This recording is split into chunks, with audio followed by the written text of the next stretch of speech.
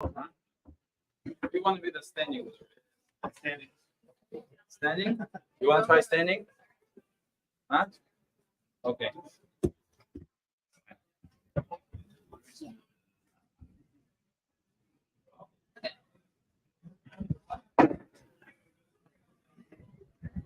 We will need to wait. Yeah, I'll be waiting. Hi, everybody. How's everybody doing? Good seeing a full room. Please come forward. Please come forward. There's a free seat over here.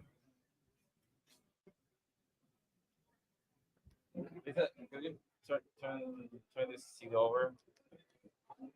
Maybe that one as well.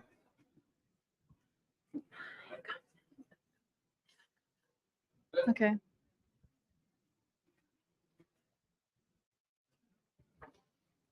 C'est prête?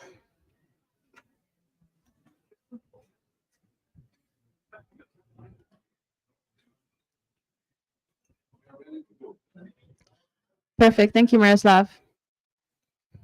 Okay. Good afternoon, everybody. Thank you so much for joining us at day 2 of COP28. We are at the Digital Innovation Pavilion today, and we have great panelists here discussing the role of digital technology in accelerating climate finance.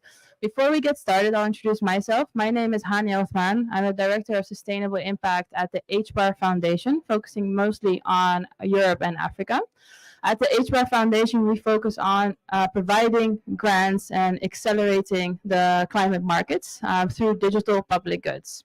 Today, we have our panelists here, which will be discussing on how we can accelerate and increase climate finance into Africa.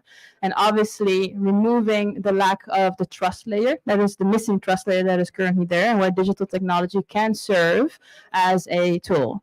With that being said, I would love to provide Alexei the opportunity to introduce himself and Evercity. Thank you, Alexei. Hi, everyone. My name is Alexei. I'm CEO and co-founder of Evercity. We are also the co-hosts of this wonderful pavilion. In Evercity, we are solving some of the most important challenges of increasing access to climate financing for developing countries. And we're using all sorts of digital technologies to enable that. Thank you, Alexei. Annette, please introduce yourself. Thank you. First of all, thank you, hosts, for having us today. My name is Annette Garoza. I'm one of the co-founders of 1MTN. We are an Estonian company with roots in Africa. We are restoring degraded lands in Africa by planting bamboo and implementing biodiversity management practices. And on the other hand, I'm also an international climate lawyer, helping African countries to design their carbon regulations. Thank you. Thank you so much for having me today, Dale St. Clair. I am a 25-year climate advisor and energy banker, beginning my career at New York City Public Pension Fund, a $250 billion pension fund. And I focus on sustainable investments, climate finance. And I'm very excited that how the emerging technologies have evolved such that is a key focus across every industry, especially climate. And I look forward to sharing more about emerging technologies and how they're particularly poignant and pivotal in Africa and scaling technologies today. Good afternoon. My name is Ron Kawamada. I'm CEO of Hugamara Group. We're a holding company that invests in technology. We invest in logistics, last mile logistics, and hospitality. We are based in East Africa. And obviously, in Uganda, we started the first real online marketplace back in 2011. Thanks.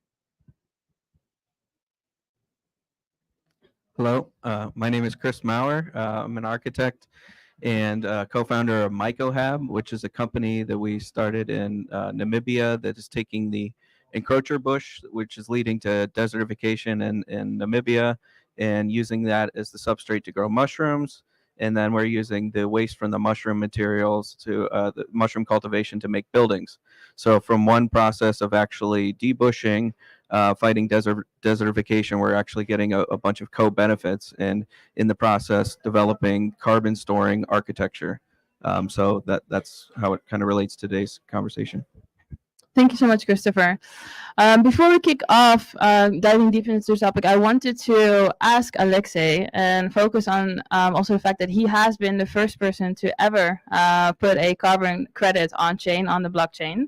So having that experience, how do you view from back in the point of 2017 to where we are right now, and linking that to accelerating, let's say, climate finance going to Africa? How do you see the development of technology in there, and how do you feel that the carbon markets might facilitate that? Thank you so much for that question. You see, back in 2017, the blockchain technology was a pretty young technology, and no one really understood what it is. And also carbon markets, they were not that widespread and popular. They were just, developing. And these were, I would say, not the best times for carbon markets. They were, if we're talking about a voluntary carbon market, it was pretty flat. But when we did this transaction, we were immediately invited by the World Bank to present this experience at the Innovate for Climate conference, where we talked to all of the voluntary carbon market members, the standards, the registries, the traders. And they were pretty interested, but they were also frightened of this technology, that they will kill their business, or that it's something that brings like insecurity and risk to their operations. And I remember the conversation with one of the South Pole co-founders. South Pole is one of the leading carbon project developers and companies in this space, Ingo Pool. And he said, hey man, that's a great use case, and that's a great fit for carbon markets, but you have to wait 5 years before it starts to mature and before carbon markets actually embrace those technologies. And that's what actually happened. We saw technological advancements gradually enter the carbon markets. It all started, I guess, with the Climate Change Coalition, which is also hosting us here at the Digital Pavilion, which was endorsed by the UN Climate Change Secretariat, which united the first doers, developers in that space, and provided initial support. And then we saw, the maturation of this technology. We saw KlimaDAO that kind of disrupted the market, and everyone was like very excited, but also mad about this influx of liquidity and so on, but also the risk, the insecurity and stuff. But all that paved the way to the current situation, where we now see more startups everywhere. We now see more state and regional actors embracing this technology. We now see that the current monopolistic situation on the carbon market starts to change, and we see independent actors, we see new standards, new registries, we see meta registries and standards also promoted by the UN, by the Climate Action Data Trust. So it's a great and exciting time, and I'm happy that digital tech is helping to accelerate climate finance markets and carbon markets in particular. So yeah. Thank you so much, Alexei. Linking that to Dale. Dale, you have a vast experience in managing large investment funds, but also beyond that, in terms of managing sustainability portfolios, having that particular experience, being based in New York. How do you see the link between digital technologies, the work that you have been doing and have been pioneering in, and how do you see that linking back also to Africa? Technology is the great equalizer. And I am, frankly, I consider myself relatively new in the tech space, 8 years in. I'm a 25-year investor. I built a traditional asset management investment bank, Williams Capital. Today, it's the largest women and minority-owned broker-dealer investment bank as a co-founder with others, leaving to focus on climate tech, fintech, and wealth management, because going down the capital stack, meaning wealth management, is the area of family offices, it's the area of endowments and foundations, so versus billions of dollars of capital at a large portfolio, a smaller portfolio, and frankly, mission-driven investors, and that's more universal today than it was 8 years ago, and 8 years ago and before. there are always capital looking to be deployed in climate and mission driven, and it's a much broader conversation now. Technology has allowed us to form and take advantage of the blockchain, which I always believed was a great equalizer for capital markets, and in particular carbon credits, which is one of the areas that I focus in, and looking at matching carbon credits with and generating high quality carbon credits for the right projects, and linking that to institutional capital who are starved for high quality carbon credits. That several took some very public missteps, as many of you know. Disney, Salesforce, and several other corporations, including Delta, the voluntary carbon markets took a hit. It is a new market. Mistakes were made.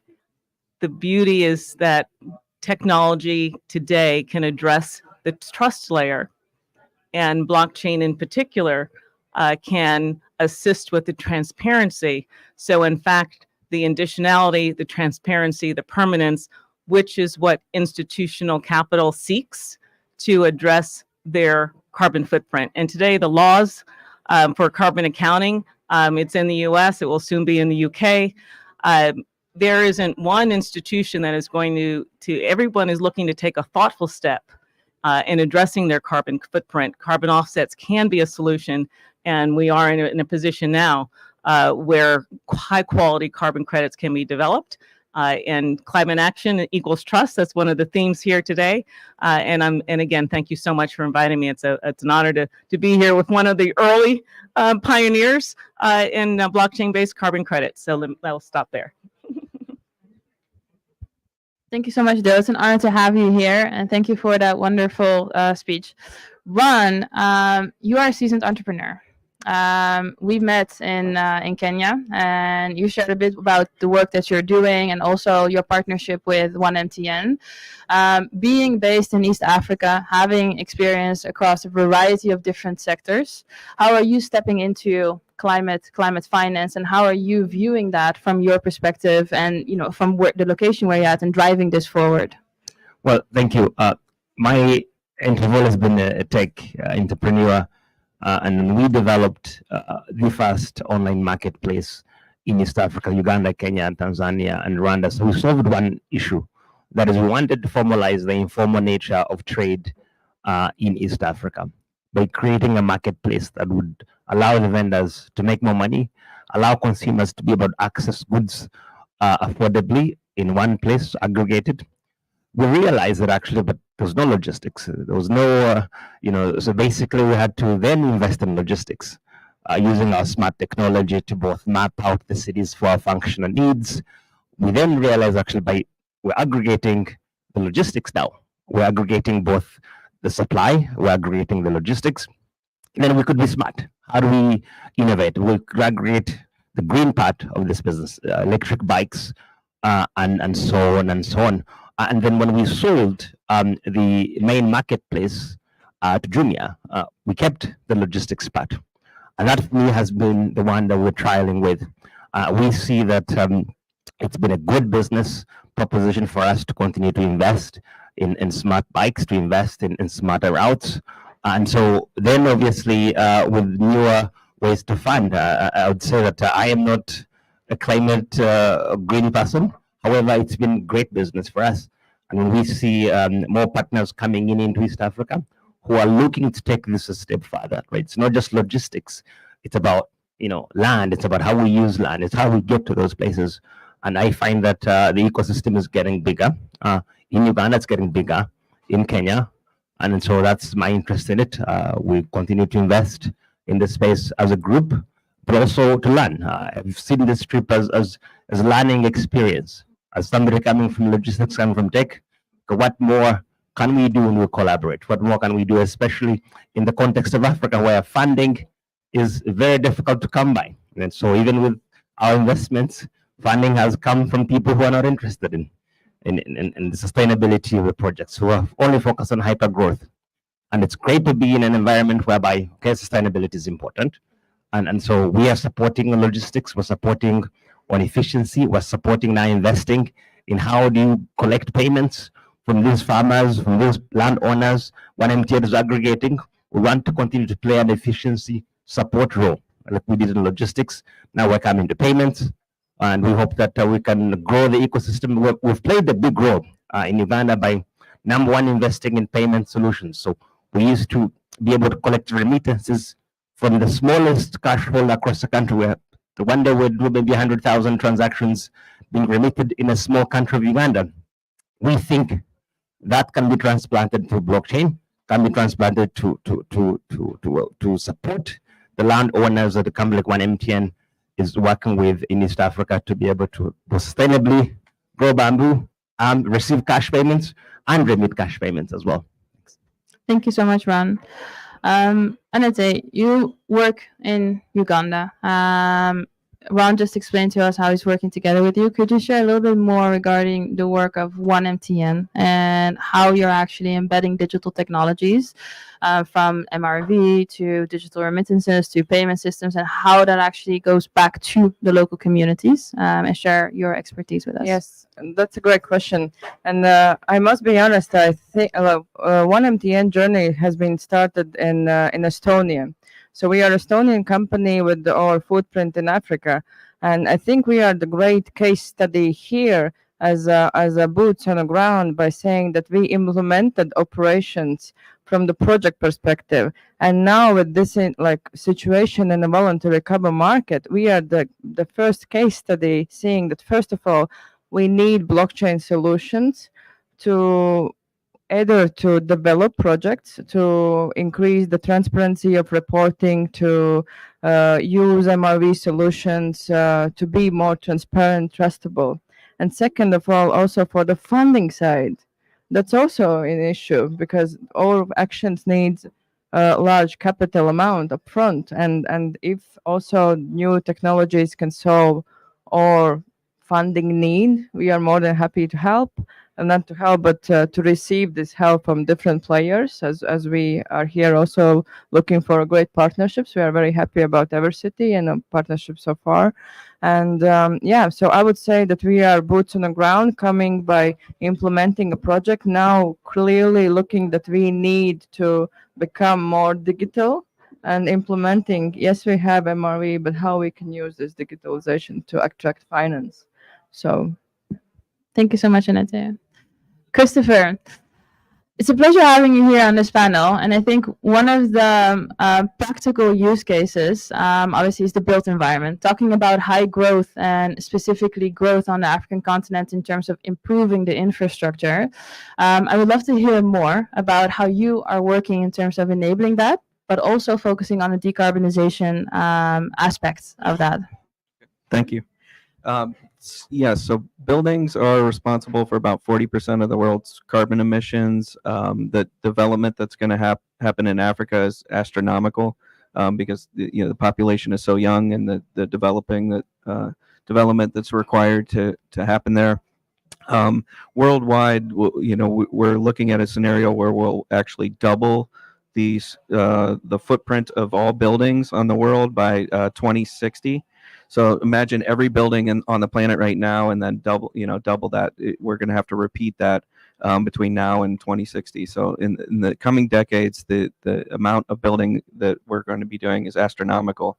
And with the carbon footprint of the building processes we're doing now, it's not tenable. You can't do it. So we're developing ways where you can actually capture carbon while you're doing building instead of emitting it. And the process that we're working on now that uses biogenic material converted by fungi can actually store more carbon than it emits in the process of making it. And that's what we're working on proving. That. So it's one thing to say that, it's another thing to prove that, and that's why we're working with folks that are have access to these verification systems and putting it onto blockchain, so it's recorded in a way that we can actually prove these things, and we can go to customers and say, one of the main benefits of working with this material is the fact that it has this carbon storing technique to it.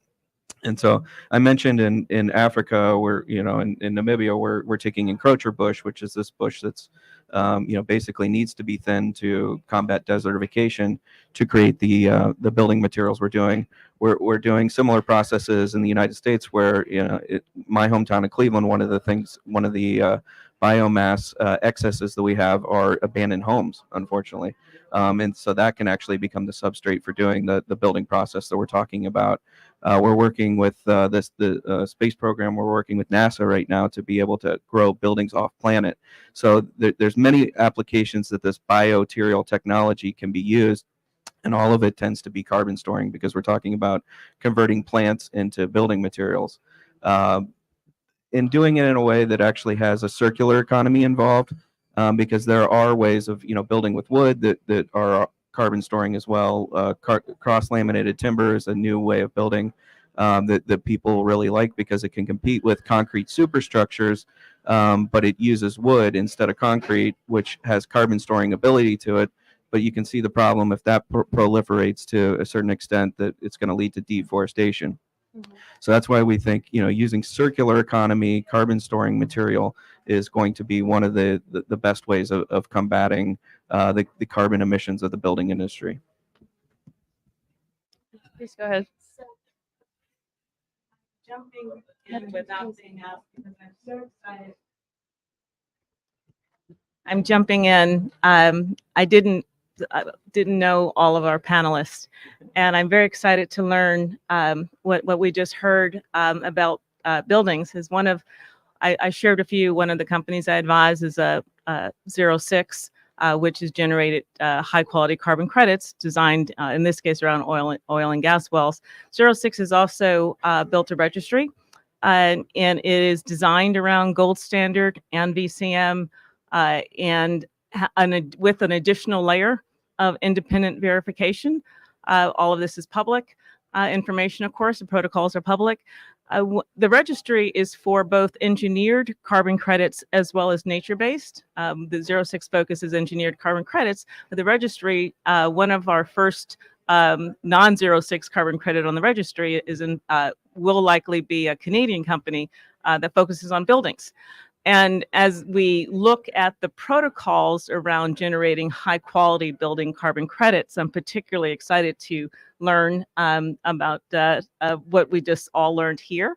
And then, back to where this all fits in on the institutional side, there is demand for high quality carbon credits, certainly in the building space, and particularly if there's a tie to affordable housing, and particularly if there's a tie to any one of the countries on the continent of Africa.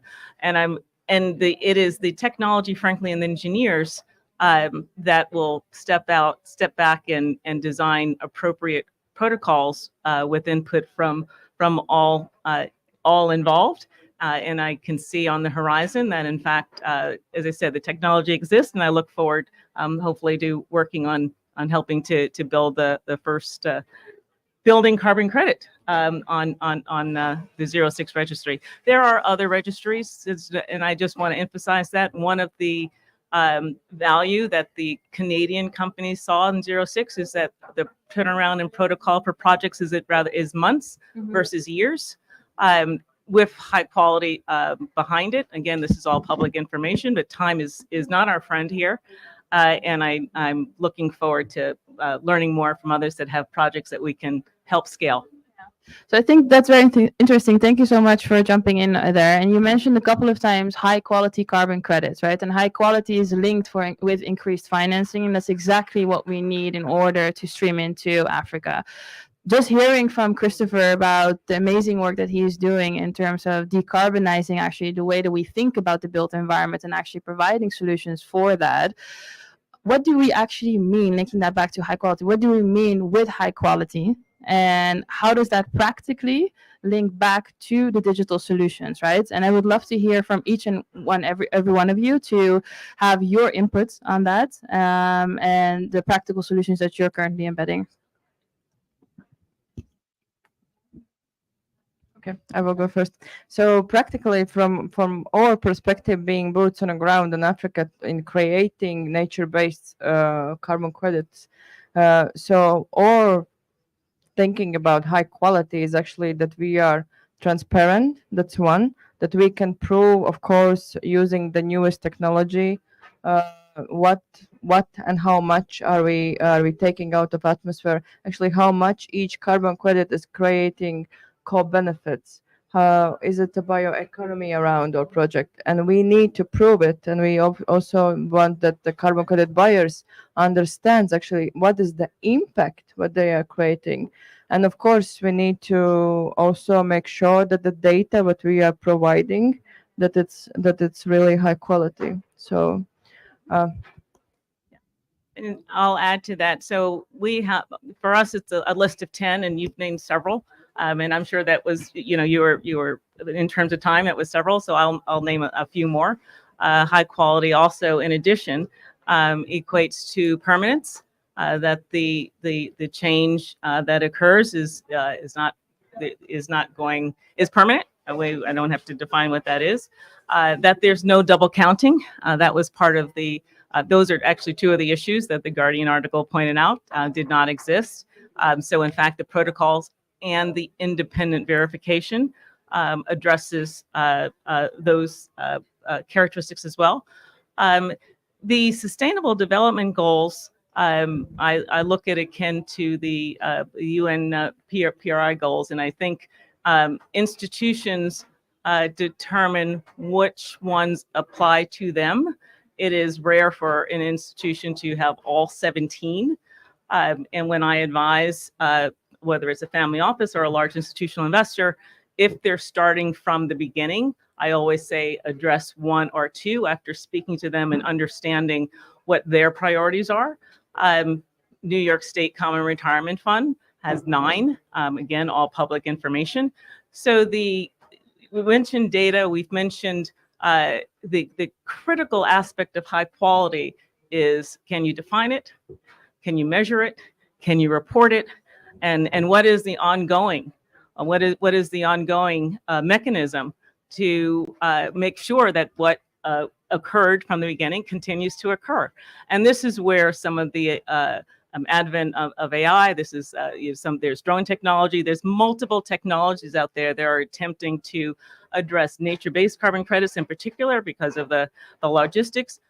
I tend to focus on engineering solution, albeit our registry does both. And I do think, frankly, as AI has quickly resonated in technologies, is that beauty. Once there's a need, it accelerates. That nature-based carbon credit solutions, which is not necessarily, frankly, scalable today, with the assistance of AI and verification of data by multiple sources, that is one of the areas on the horizon that's poised to change. I think many factors have already been mentioned, and our mission in EverCity is actually to help build those high quality carbon credits and carbon projects. And what actually we provide is the framework and the tooling so that the projects first understand their eligibility, understand whether they're doing really a carbon reduction or avoidance, project, and which actually standard to go for. So really understand how they're doing those emission reductions and which standard does it qualify for, and which SDGs and concrete impact indicators they have to use to measure the project. And that's what our system actually helps to understand, and implement.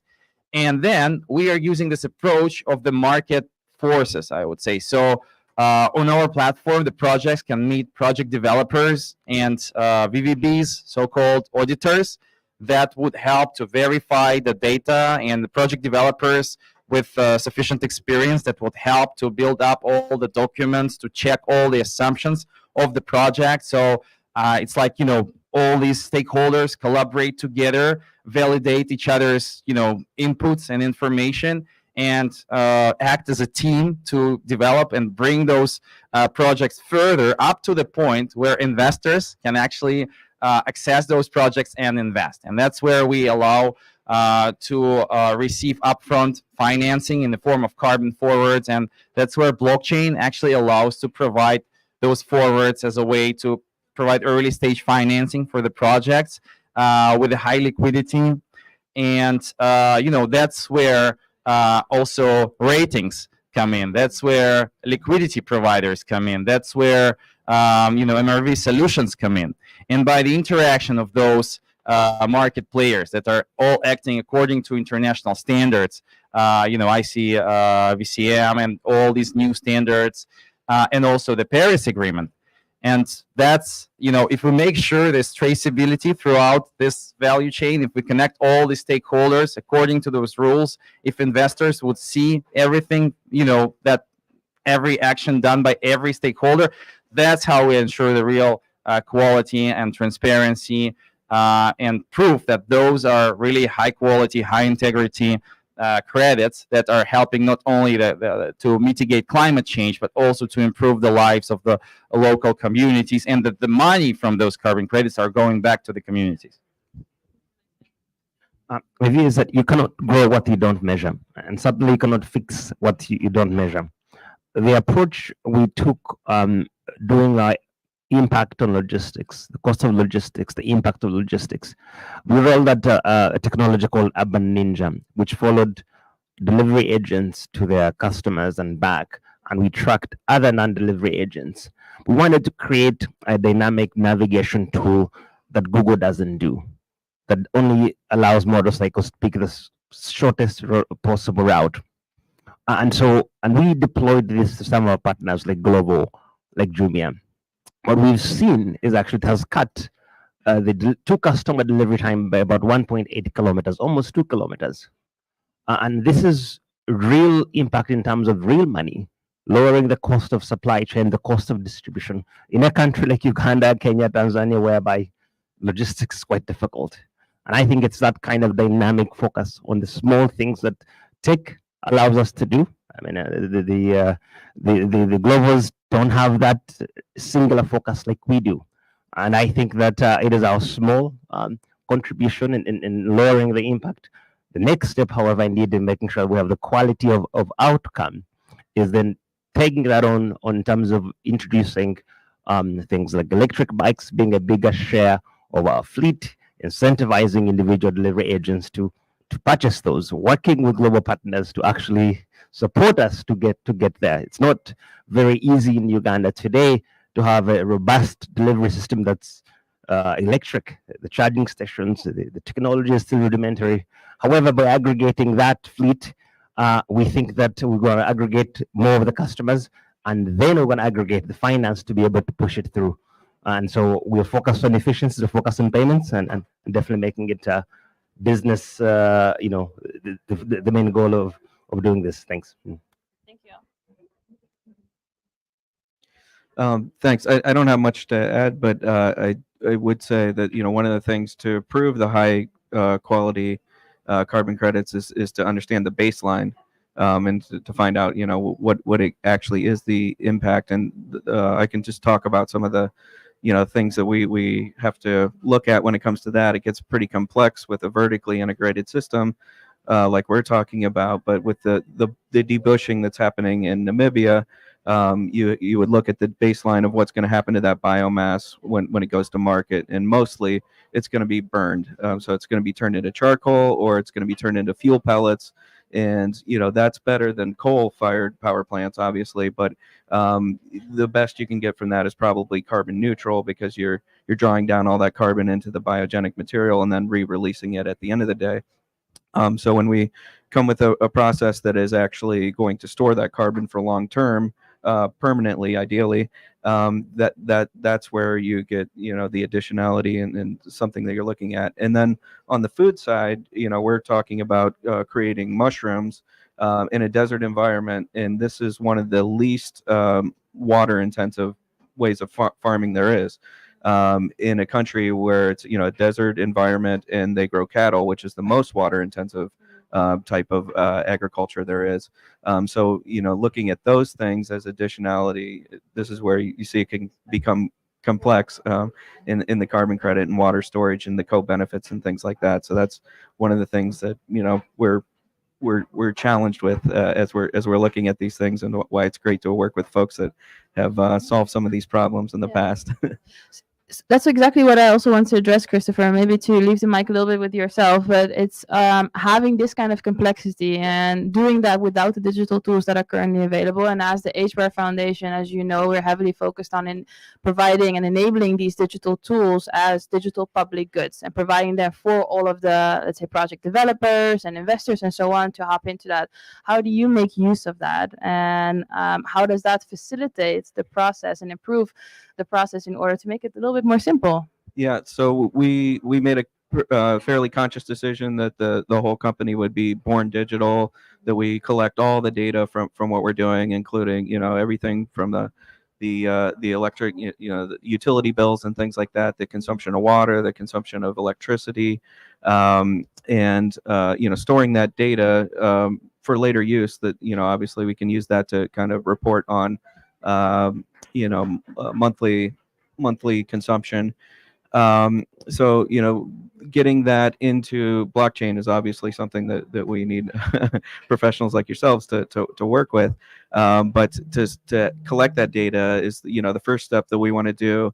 And then there are other technologies that I know that you all are working with that include satellite data, that we can really look at the debushing process to begin with. So if you look at a satellite, if you look at any satellite imagery of Namibia, you're going to see a lot of bush, and that's because of the kind of the rampant growth of that since colonialism kind of cordoned off space and changed the way that the animals worked, did land management, getting rid of predators, getting rid of a lot of animals for farming space, has really created a huge change in the land management practices. And so you'll see this bush everywhere where it used to be mostly grasslands and has converted to bush. But satellite imagery would be a great way to look at that change over time with the debushing process to see how well that's doing, and easily put into data collection that could be shown to our customers, where you could see basically this is the impact of what we're doing here. You can see the debushing process, which is combating desertification, and we can put that on QR codes of our mushroom products that we're selling, or on the building materials that we're selling, and then the customers can go back and see, not only was this sustainable for this and this reason, but it also led to land regeneration, and we're working with conservationists, and you can kind of see the animals start to inhabit the habitats that they originally did. Just thank you, panelists. I just wanted to quickly add, all of you mentioned very, very important things, but now I will be addressing with my lawyer hat on. And I think that what we are at the moment discussing, we have to understand that in Africa, regarding the carbon credit markets, we are in a very interesting position. We are on a way for most of the countries to have their carbon regulations established. Alexei already pointed out actually very critical thing about stakeholders and working together with them. For us as a project developer, we clearly see that in order to have these digital innovations, all the technologies that we are today speaking of, there needs to be so close partnership and awareness creation on a host country level. We need to make sure that with these regulations, that they also get understanding clearly about these new technologies, how we are measuring and how they can so my suggestion, and also for looking forward, if we could have the same discussions on a country basis and create awareness, actually that is what is needed. And that's what I see by participating in task force meetings in different countries. We are not aware of the technology solutions, and these are the people making laws, and we can discuss whatever technology we want, but if we will not get these credits out of the host country, then what? Right? Yeah, I totally agree with that. And at our Digital Innovation Pavilion, within a few hours, we're going to have a meeting of several West African countries that would discuss the creation of the West Africa Carbon Market Acceleration Platform, specifically for that. So that's country by country. We unite communities, identify their core needs, and then we strategize together on the technologies that could be implemented to bring those projects to the climate finance markets. Then, manage those projects and work also with governments of these countries in order to establish working mechanisms, not only for domestic trade, but also for the Article 6 international trade of carbon credits. And you're all welcome to join this meeting. Thank you, Alexei. Dale, I think you wanted to add a little bit. Quickly, thank you both for noting that regulatory, global regulatory issues, governance and compliance is universal for every market. I look at carbon credits as a source for institutional capital to address their carbon footprint and retire today, knowing it's a nascent market. I also look at carbon credits in the future for trading purposes. So it would be ideal to have a universal global standard. We don't. But having the opportunity, and I learned in September with how Africa is and the pinnacle is today, coming together to address carbon credits in Africa. That's the beginning of a solution. And I think the main criteria in terms of the Sustainable Development Goals, the UNPRI standards. You mentioned rating agencies. We work with B0. There are 3 rating agencies. So the opportunity for independent verification and, frankly, participation at the committee levels to get to a universal code is ideal. But it will be a while before we do that. So having at least the language and the tools so that people and institutions and developers and operators can have a choice. That's the ideal position we're in today. And thank you so much for facilitating the conversation. And I certainly look forward to learning from others and participating, because collaboration is the key to how we're all going to get there. Thank you so much, Dale. So in the interest of time, we are lucky enough to have an audience that is at expert level, all of them, most of them here. And I would love to engage also with the audience. So we have 10 minutes left. So if anybody has questions, please don't be shy.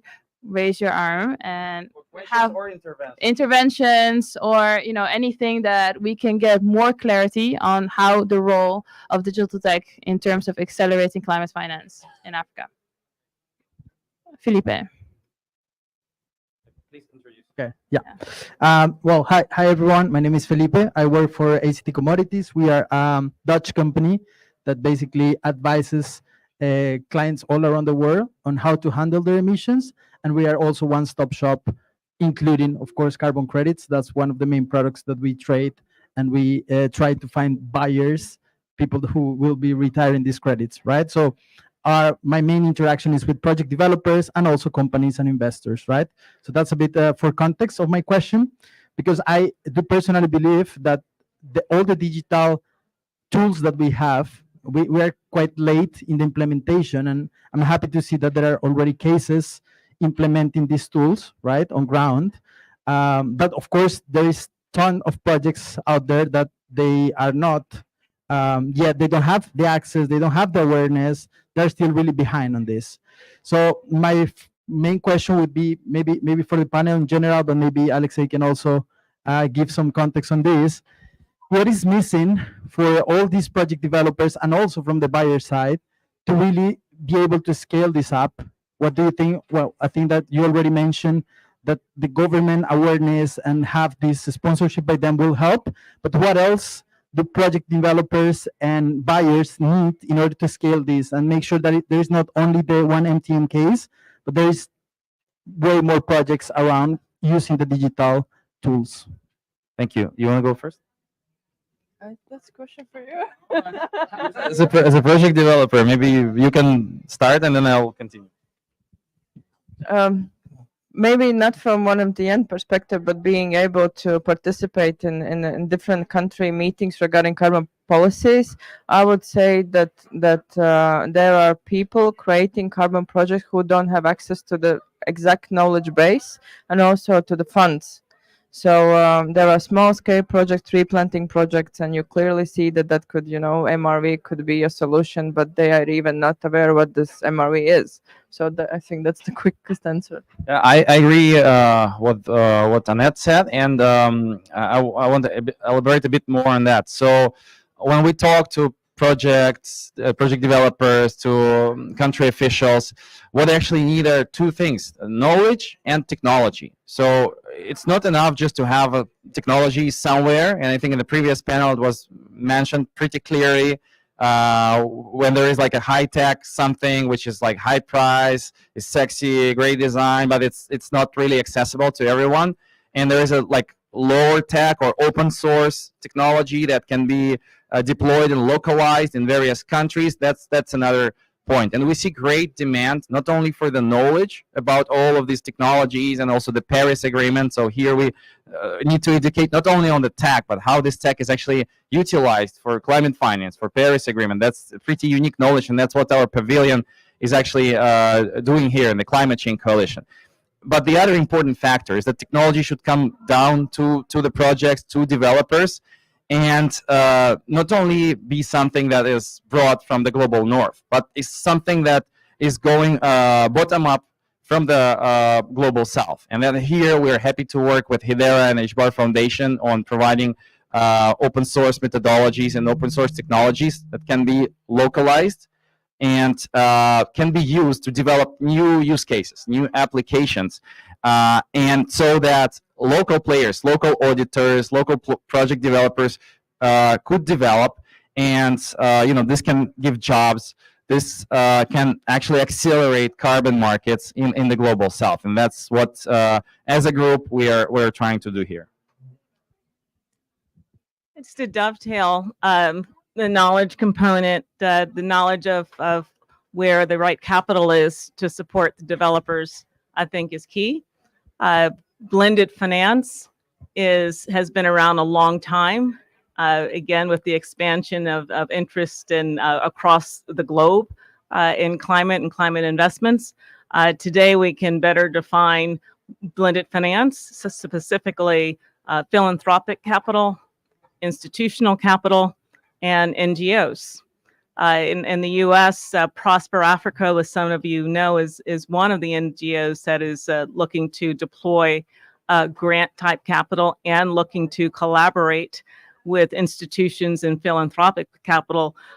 So there are several in the last few days solutions in the institutional space that are actively seeking projects in Africa. They have boots on the ground, intelligence in Africa, people working directly to achieve goals in their communities. And the assurance, at least the people that I'm working with, there's a constant question, and as every project is developed, what stays in the community, what it benefits the community, and are we taking anything away from the community? The fact that anyone starts with those questions who is doing and looking to deploy capital, I think is essential for all the reasons that we all know in this room. And thank you for the opportunity to let me share. Does anybody else want to add? Yeah, please, Ron. Annette mentioned about engaging the local host countries. I would say that from a business person who is in Africa, I think the carbon credit markets is something so alien to us. And that's why I appreciate one MTN in terms of finding local business leaders who want to plug in what they do, payment solutions, logistics. I think it needs to be very, very clear. How do I, if I'm a business innovator, how do I make money? Yet big solution, right? And for me, because it's so alien to me, I know what I do as I do tech, and I do payments, I do logistics. It was easy for me to plug in on something I understand. And I think that the conversation will just need to go beyond government leaders and policymakers to include the local ecosystem of business, whether it's logistics, payment solutions, and across the board. And then the big problem of the carbon credit markets that so alien to us who are on the ground in Uganda and Kenya and Tanzania that it makes sense to us. How do I participate beyond just selling the credits? And because it's I don't even know how it works, but I know how payments work. I know how the landowners need to be paid. I know how things move. And so the big problem becomes much, much smaller and in bits doable and achievable. And I think that's what we're planning to do. Thanks. So I know we're running low on time, so I'm going to look at Miroslav. Okay, so I was getting a nudge. Okay, so we have time for a couple more questions or one more question. Does anybody have a question in the room? Hi, everyone. My name is Eva Kazanska. I'm Sustainability Advisor in MENA region.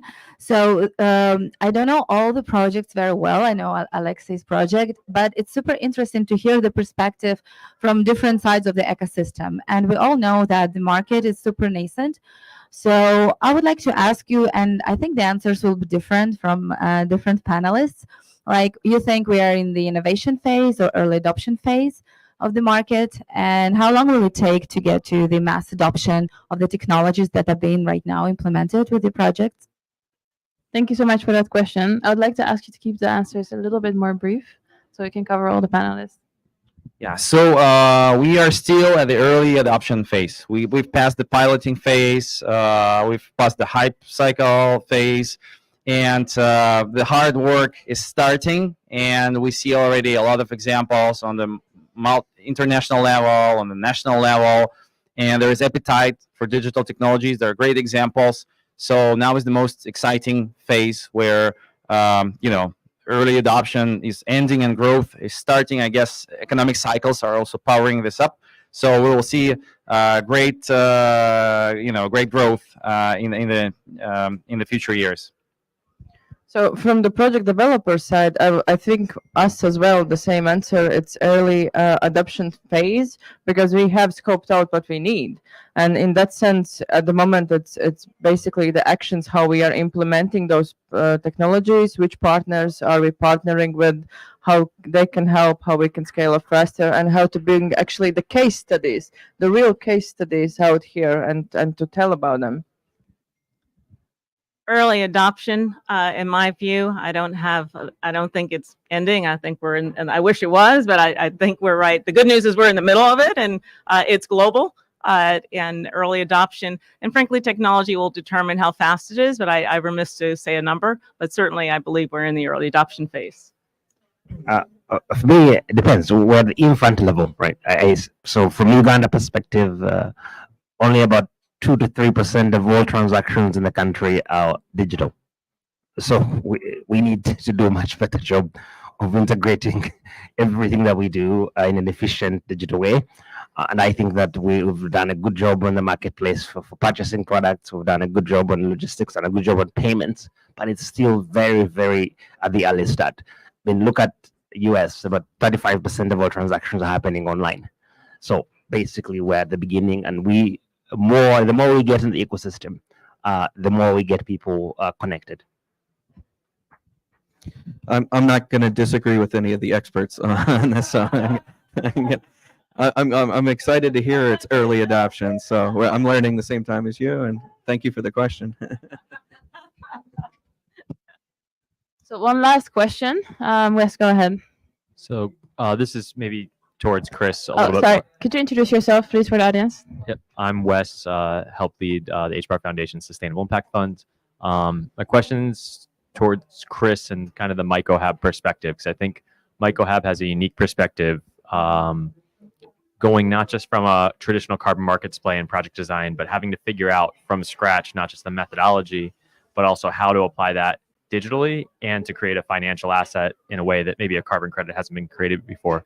Chris, could you walk us through how the digital tools enabled that, and maybe some of the opportunities that you see in the future for MycoHab, but also taking advantage of the Web3 solutions that may make your project easier to do than with Web2 tooling? Okay, thank you. Yeah, so I'm just learning this as we go along, but we've been working with Evercity and creating a project idea note now, which is basically kind of downloading all that information that we have, figuring out exactly what those baseline scenarios are, and showing how we can be, additional to that, and at the same time looking at all of these co-benefits. So it's really kind of, that their process has made it really easy to look into and research a lot of these different items, and get that into an idea note. From this point here, we're going to be looking for project developers. And so those will be the folks that are going to help us to, verify things as we go along, and then get this into that digital format that could be sold off as carbon credits. So, I just want to say that from an outsider coming into the world of carbon credit and blockchain and finance and all of these things, it's been very user friendly from our perspective, as someone that is wearing a lot of hats at this point, as a farmer, an architect, and a startup company. We have so many things that we're looking at the same time. So to be able to kind of work with experts like Evercity on this has been really benefit to the workload that we have in the process that we're doing. So yeah, and glad to know that we're in the early adoption part of this, and not late to the party or anything like that. Thank you. So thank you so much, Christopher. I think with that being said, we've reached the end of the panel, and I would like to thank all of you for your wonderful participation and sharing the stage with me. I think we've bridged a lot of gaps today, the digital gap, the financing gap, but most of all, also the knowledge gap. I hope that this was useful for everybody in the audience and everybody online, and thank you again.